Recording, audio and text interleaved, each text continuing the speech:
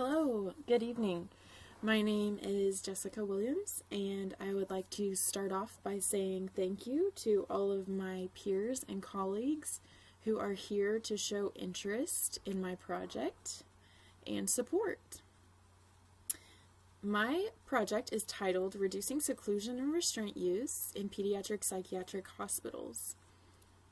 I am doing this project for my doctoral degree in nursing, and I am also part of the PMHNP program and will be graduating in December of 2022. I am presenting this project on November 20th of 2022. I have a special interest in this topic because I have been a pediatric psychiatric nurse in Northeast Oklahoma for about 3 years now in a small facility. It's a rural region, and our facility houses about 50 patients at any given time. So I just want to go over a few of the reasons why this project is important to me. So restrictive measures should be used minimally to maintain safety in units and facilities because they can be very traumatizing to a pediatric patient or really any patient. Many of our patients in our facility are already traumatized or they have a trauma history, and so we try to employ trauma-informed care as much as possible. Restraint and seclusions must be used from time to time to maintain safety if a patient is becoming aggressive or irate and they are not able to calm down by their own accord. Sometimes it's necessary to place them in a physical hold or a chemical restraint is a IM injection or oral medication to help them to calm down. So there are many alternatives to restrictive measures in pediatric psychiatry aside from restraining and secluding. So some of those are therapeutic communication, distracting the patient, removing them from the stimuli, or processing with them if you're able to. Sometimes they are too high-strung or aggressive at the time to be able to stop and process, but if you can get them out of that escalated explosive frame of mind, then they typically will calm down for you. So some of those things will be discussed in this presentation as well.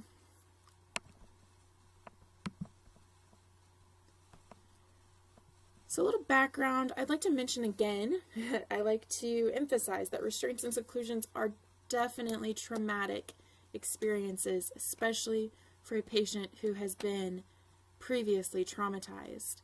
Some of our patients have been kept behind locked doors. They have been neglected. They have had people place their hands on them without their consent.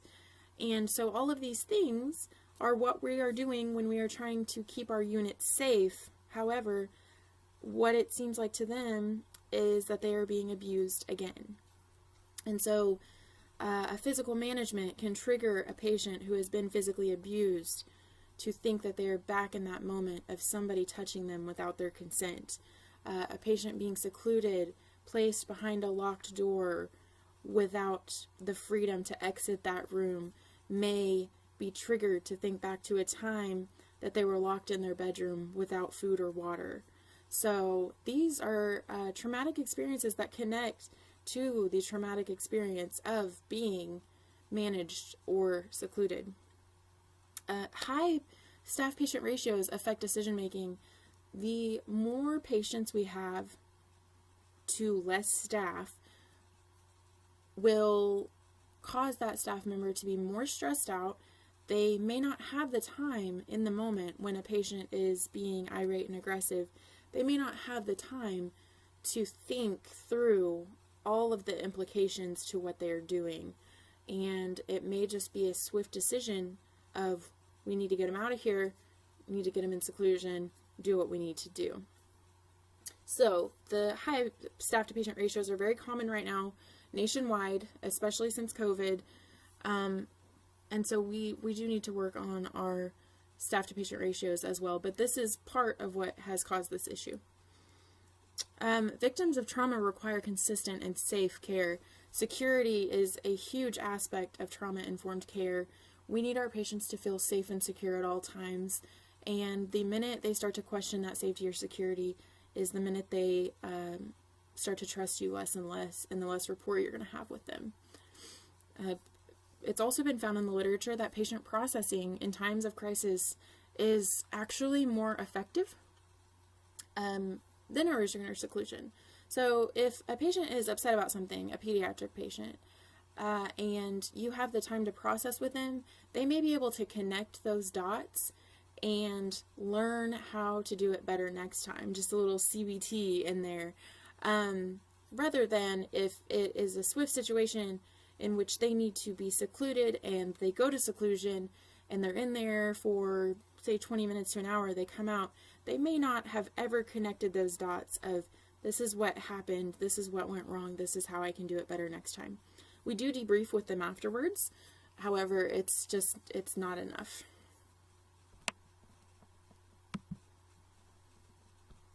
Needs assessment, this is so clearly an important need in America and in Northeast Oklahoma, in rural areas, in psychiatric facilities. Decreased staffing, once again, an issue.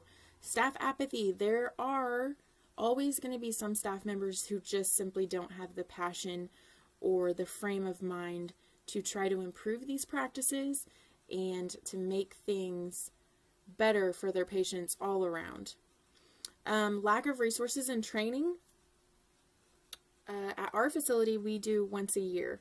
We do trauma training and handle with care training, which is the training for conducting physical managements and escorts. So once a year is subpar, in my opinion, because after about a week or two of being on a unit where a patient is being aggressive and kicking you every day, you kind of start to forget about trauma-informed care. So those are all kind of some of the reasons when I started to consider the different options for a DNP project. I knew I wanted to do something with pediatric psychiatry, and I thought about the needs in this particular area, and there were just so many that I knew that it could be a beneficial project. So this project was a quantitative experimental design. We conducted the planning phase, and then that was done with the DON of the facility. Collected a little bit of retrospective data, which included the number of restraints and seclusions 8 weeks prior to the implementation of my algorithm. Not my algorithm, the algorithm I was using. The staff was educated on the algorithm. The restraint and seclusion order algorithm was implemented on the floor for 8 weeks, and then we did our data collection and analysis. So I made a timeline of this process, and I would like to go over it. I kind of quickly went through this slide because the timeline goes over it as well, and I'd like to be more detailed in that piece. So my project timeline was from June of 2021, which seems like a very long time, but to September of 2022, because we started to discuss this process, myself and the DON of the facility started to discuss this early on. I wanted to get my project going as soon as possible, and I wanted to get started on my IRB review process as well. So we got together, we talked about the needs assessment, the different reasons why this is going to be beneficial to their facility. I wanted to convince them that this was not just them helping me, that this was going to be me helping them as well. So the planning phase was in June of 2021. We got facility approval. In July of 2022, way in the future, after some groundwork was done, I was able to fill out the Maryville IRB contract and get an approval through them. And then we were able to implement the restraint and seclusion order algorithm to the staff on the latency unit. So what I did was I printed it off and I took it up there, explained it to the staff, just had a little in-person meeting and allowed them to answer their questions and address any concerns they had. And then I left that there on the unit so that they could use it. The ACT portion, they started using it on July 27th of 2022. And then in September of 2022, the 8 weeks was up and we were able to collect our restraint and seclusion data. And then we conducted a data analysis. All right. So here is the actual algorithm itself. It is called the restraint and seclusion order algorithm, and it is split into 3 parts. So we have our violent and self-destructive seclusion algorithm. So it begs the question, is the patient actively hurting themselves, or will they harm themselves or others if you do not intervene? And so if the answer is yes, you're going to go on to your next, If the answer is yes, you're going to go on to your next question. If the answer is no, then you need to continue on to less restrictive measures. So let's go on to yes. Does the behavior allow you to use less restrictive alternatives, or were less restrictive alternatives successfully used? If not, the patient's being violent, you need to pick up the phone, call your doctor, get an order, and get the patient safely managed or secluded. If you were able to use less restrictive alternatives, then you don't need a restraint or seclusion and you can use your alternatives. Or if you already have, that's great too. The last thing is just if they're on a hold, and if they're trying to actively leave a room when they're in a hold, then they're going to have to get an order and keep them there, because in our case, the doors are all locked, so it wouldn't really matter, but if they weren't and someone was trying to exit, then that would be a reason for an order. So this second little column here is just describing that no restraints or orders were needed. So these were the answers to those questions that led us to use less restrictive measures. So if the patient is nonviolent, non-self-destructive, does the patient have medical therapies in place and exhibit behaviors to threaten the medical therapies? If it's a yes, you move on to do the behaviors allow for less restrictive alternatives to be attempted. If that is a no, you're going to get an order. This bottom column really is more for medical safety, which isn't really a necessity much in the facility, but it could still be applicable from time to time. So I wanted to go ahead and include that part of the algorithm and keep it as a whole unit. So basically what the nurses were taught were to follow through this algorithm and get to an answer of less restrictive measures or get an order. And I do also think that this algorithm was pretty cut and dry and easy to use. So that was very important as well, because we know how difficult it can be to teach old dogs new tricks. So the results weren't quite what I had expected. Both groups, the pre and post groups, exhibited more seclusions than restraints, which that I was kind of expecting, because seclusion uses are just more common, because it's less restrictive. We consider physical managements to be more restrictive.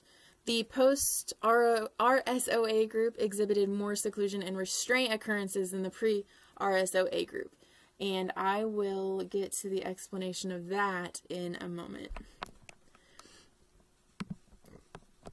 So this was a figure that I had placed in my DNP paper, just to kind of allow you to visualize the difference here. So the purple is the number of restraints in the pre-RS, goodness gracious, in the pre-RSOA group as opposed to the post, and the blue is the seclusions. So there's always more seclusions than restraints, but also there were more in the post-RSOA group than the pre-group. So this is just a little illustration to help you kind of wrap your mind around it.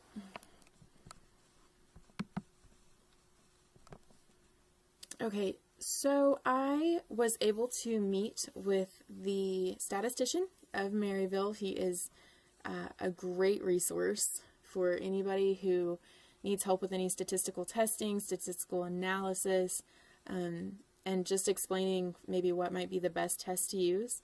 So we discussed it, and we decided that a lower tail z-test for a difference of two proportions, which is a type of chi-square test, should be used for this. When we ran the numbers, we actually came up with no statistically significant difference between the pre and post groups. And actually there were just slightly more restraints and seclusions, as we discussed before. Slightly, very, very slightly, than before. So how we determined that was that the p-values, which are included here, are greater than the critical value of 0.05. Therefore, the null hypothesis was accepted.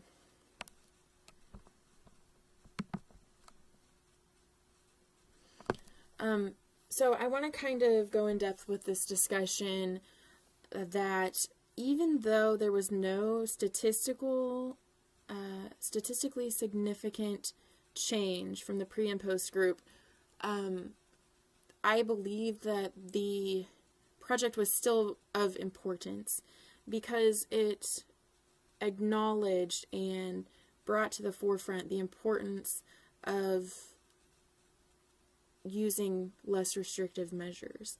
So we have here the RSOA is a valuable tool in streamlining variables. So when a nurse maybe has too many things on her mind and doesn't know how to streamline all these thoughts on what am I considering here, we can go back to the algorithm and say, this is it. Are they doing the XYZ? If so, you do XYZ. So it kind of helps to streamline all those thoughts and variables involved. One of the big problems we had in this test was that on the latency unit, there are 20 kids at any given time. There were 20 kids present for each day that the algorithm was in place. However, those kids may have changed along the way. So there were admits and discharges along the way. So there were a couple of kids that were actually responsible for all of the managements and seclusions that happened in my 8-week period. So they would be considered outliers. I did not think to remove outliers in this project, but I do think that this tool is a valuable tool in the future, and I included this in my paper so that anybody using this project or attempting this project in the future can be aware of the outliers and maybe remove some of the outliers so that they're not skewing the data one way or the other. There are definitely times that the milieu on the unit is far more calm, and there are times that it is far more aggressive and stressful. So if the project is being conducted during a calm period, then it may look as if the algorithm has helped. If the project is being conducted in a stressful period, it may look as if the algorithm was hurting the unit. So it really just depends on how you're doing it, but I think the best way to go about it is to remove your outliers. I do think that the algorithm acted as a good reminder for staff to attempt alternative de-escalation measures because it was there in front of their face. So instead of being able to kind of push that thought off to the side, that we're in a stressful moment, I'm going to push it off to the side, they were able to look right at it and say, okay, I need to do some effective decision making right now. And the project also brought awareness to alternative safety measures, because when we were educating the staff, we did have a small discussion about the different things that can be done, such as processing, therapeutic communication, distraction, things like that, stress balls, to keep the patient calm. So benefits to the nursing facility, or the psychiatric facility. This facility in particular, the nurses were able to just have this big reminder in place for 8 weeks to be thoughtful and mindful of how they're interacting with the kids and how they are conducting their safety measures. Benefits to nursing, psychiatric nursing in particular, just bringing awareness to the topic, which is probably one of the best things we can do as psychiatric nurses and practitioners, is to bring awareness. Benefits to mental health, same thing. Bring awareness to mental health, cut down the stigma of it, bring in some safety measures that aren't so traumatic. And then trauma-informed care. I could preach about trauma-informed care all day long, but we are supposed to keep this presentation under 25 minutes. So I just believe that this project really enlightened some folks on trauma-informed care and reminded some folks of how trauma-informed care should be used, because we are caring for a population who has experienced so much trauma.